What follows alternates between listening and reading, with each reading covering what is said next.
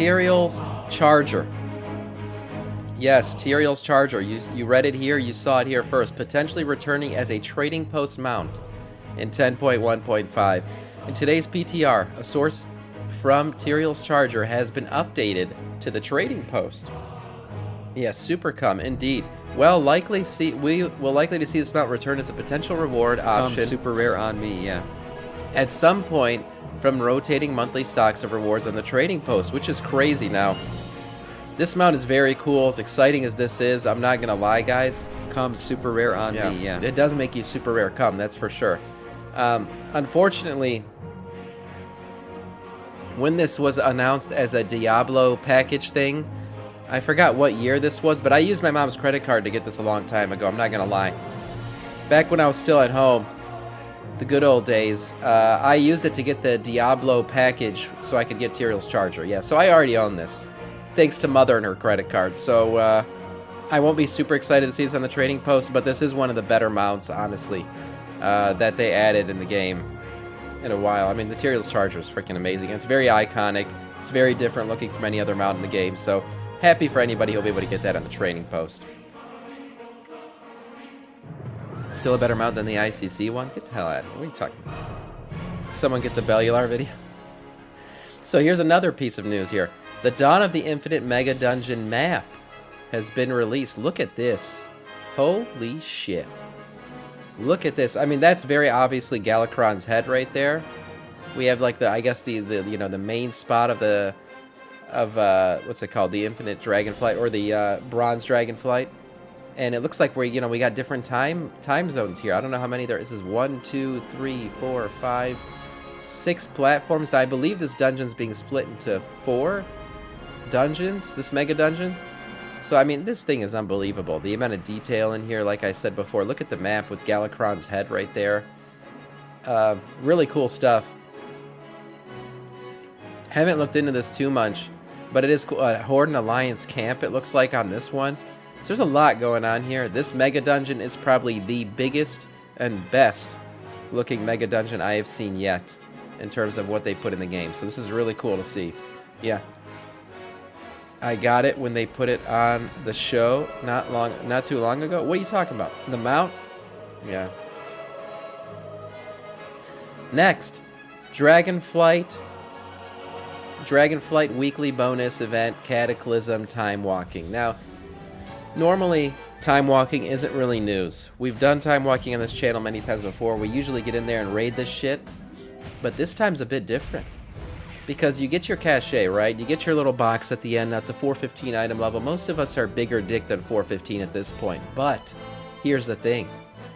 This time around, the item will be upgradable. That's right. So an item 415 could be upgraded to item level 437. So the loot you get from this time walking dungeon at the end in the cachet could be upgraded to 437 item level. Now that, my friends, is still an upgrade for me. I don't know about you, but for me, it's still an upgrade. So, I would say based on this, time walking is a bit more worth it this time around than usual, which is really exciting. And I guess we're going to have to do it. We have to do it. Like I said, the upgrade system in general hasn't just done this for time walking. It's done this for everything in the game. I think this is the best system they've ever had in the game in terms of upgradability on gear, because it's made everything relevant. It makes me feel like I'm never wasting my time. It's been a great addition to the game, and I've loved to see it. So it's been really good. Time for 2-hour intro. Here we go. Continuing on in our 2-hour intro. Taragosa mount. A special reward. So this you get is a special reward mount you get from completing the Blue Dragonflight questline, which I have not done yet. Evidently, though, it is not a full-blown mount. What it is it's like some kind of toy that transforms you into the mount, if I understand it right. So this new mount allows players to transform into Taragosa Visage without the need for being at the rest or whatever. The mount is a standard mount that can't be used for dragon riding. The quest obtains a new mount, should be available for owners. So it's a regular mount, not a dragon riding mount. That's what they're trying to say. I mean, it's a good looking mount. You know, it's a good looking mount. It's an old skeleton. This is the old look of these mounts. Not the new like Alex Straza form, but still nice and pretty cool that you get this as part of a quest line. Normal mount, yeah. But here's the thing, guys. Normal mounts, I think, are going to become very relevant going forward here, because I do think dragon riding is coming to all dragon riding mounts in Azeroth very soon. By very soon, I mean probably by the end of the expansion. Kind of like the other toy that does the same thing. Yeah. But cool little crest reward there. So we'll take it. We'll take it. In other news, speaking of dragon riding across Azeroth, Kalimdor Cup dragon riding event PTR test begins. So this is the reason why everyone thought, oh, dragon riding is coming to all of Azeroth, because it looks like Kalimdor is getting some dragon racing. That's right. Dragon racing on Kalimdor is coming. And this is why people believe that. So there's going to be a dragon riding racing on Kalimdor. Now here's the thing. You will not be able to dragon ride outside of the race. So you use your normal mount to get to the race, and then you will dragon ride through the race once the race begins. It'll be kind of like a gated thing. But I think that's just the beginning of dragon riding throughout Azeroth. I think that is coming. There's going to be 16 races across Kalimdor in normal, advanced, and reverse variations, and turn in Raiders of Azeroth badges at Mazah for rewards. Okay. Very cool. It's called the Kalimdor Cup. It's going to be a limited time event, and you'll ride a special mount exclusive during these races. So very cool. Again, I think this is just the very beginning. This is just a little taste of dragon riding in Azeroth that we're going to get, and I'm excited for it. Crystal Drake or something. Oh, that's the one that you're comparing it to? The mount that I just showed earlier? Yeah, that's actually a good comparison. Okay, Blizzard, this is the last thing here. The final chapter of the questline, we were just talking about the Blue Dragonflight story questline. The final chapter will be locked behind a Sakureth kill until June 20th.